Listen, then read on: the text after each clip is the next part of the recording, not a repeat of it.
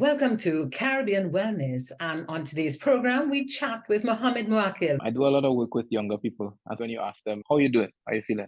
I normal, it is a slang, but something that we use unconsciously. And when you interrogate it, it's not really an answer to a question. What is normal for me may not be normal for someone else, right? And someone living in chronic pain, their normal is chronic pain. So when you say normal, it doesn't mean anything. But the overall normal of our society right now, that normal is not normal. And so that song kind of speaks to the fact that the normal that we experience now shouldn't be normal. How do we define the normal that we should be aspiring to? I think everyone has a say in it, but overall, as a society, we have to think, what are we trying to build, right? From the time a child is born, goes through primary, secondary, tertiary education, and comes out the other end of that pipeline, which we have built, right? That's where we have some level of control in human development. What is it that we're trying to produce on the other end?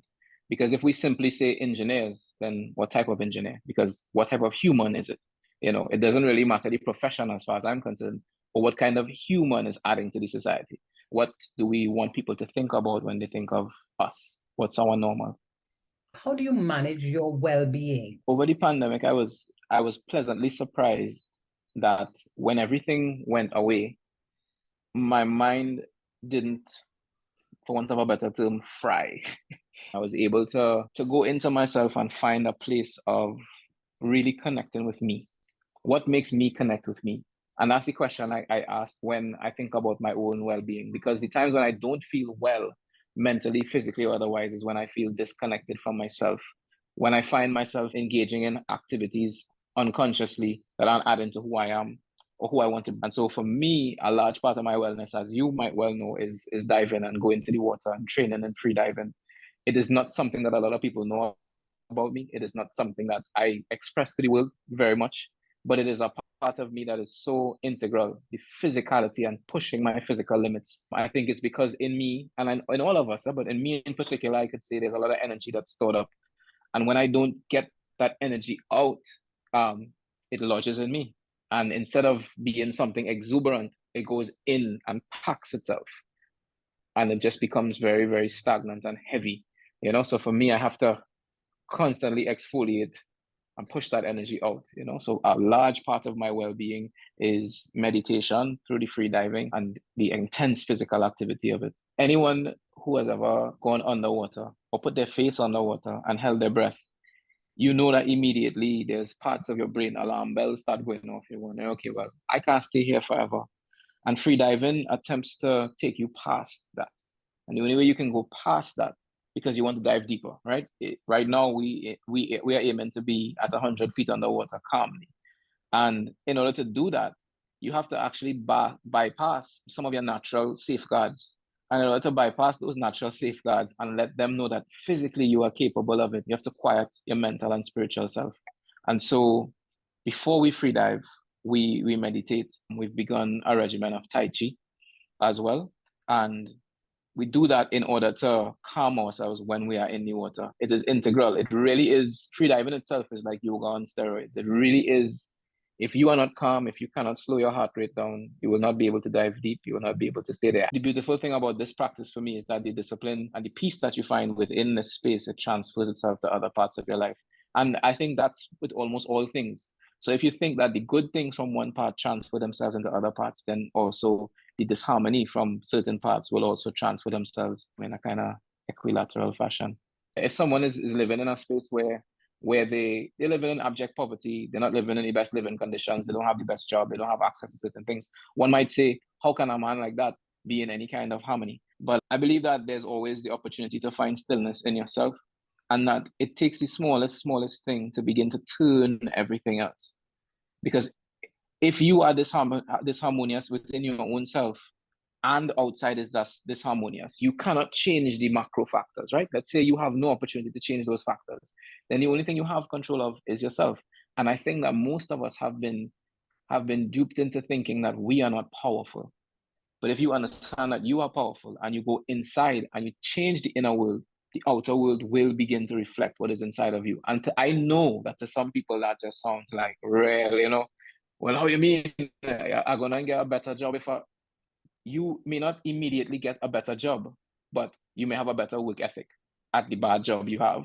Your better work ethic may get you recognized because you have a better temperament and a better work ethic. That may get you a slight promotion. That slight promotion might get you a little more money, or simply just meeting different kinds of people because you've changed your vibration, right? You all of a sudden you're meeting people who can do something for you as opposed to the vibration that you're existing in, people who can't do anything for you, you know? And again, I know to some people that sounds strange, but to those who feel like it sounds strange, I dare you to try it. Try it. So you dare people to try just a difference in their approach, try a different breathing technique. Tell us something about a breathing technique that the man in the street can use. I think we take about 20,000 unconscious breaths every day. It has been discovered that people who take deeper breaths live longer for many, many reasons, right? What we can do, and something I find myself doing, throughout the day when we get stressed, our breath becomes shallow. If you focus on your breath every now and then and take a conscious, deep, full belly breath, right? It brings you down immediately. Your heart rate, your blood pressure, everything will drop. And you consciously bring yourself into the moment and make a decision as to how you would like to be in the moment, as opposed to moving forward unconsciously, riding on this unconscious breath. So every now and then, if you remember, take a deep belly breath. It'll be good for your health. It'll be good for your mental state. You know, just pause and just it really, I mean, if you just did it with me just now, you would feel it immediately. It changes everything. And if you do enough of those every day, it will begin to alter some things. Living consciously is an extreme burden because once you begin to realize how certain things work, you could feel very jaded about the world. You could feel as though the world has always been this way and it will never change. And while on the largest scale, it may seem impossible for one individual to change things, like I said before, you are a part of that macro, that larger world. And if you look at it in that way, you are the inner world of that outer world. And if you could begin to slowly change things with yourself, then you will find people around you who are on the same journey. That energy will amplify itself. You know, I wanted to free dive. I found your son, Quincy, that led me down this path that I've been following for the last 5 years of my life that in so many ways has changed my life for the better. You know what I mean? So focus on the inner. Focus on the inner. That's my part in words, you know, to anybody that's listening. There's a you that you want to be that lives inside of you and yearns to live on the outside, yearns to live in the real world. For each one of us, there's a you that lives inside of you. And we know it. No one has to tell you about it. It's something that you yearn for, you yearn to be. Find that you, tap into that you, and that you inside will change everything that's outside, inevitably. I dare you to try that. And on that note, we bring this interview to a close. Caribbean Wellness, Muhammad Muwakil was our guest today.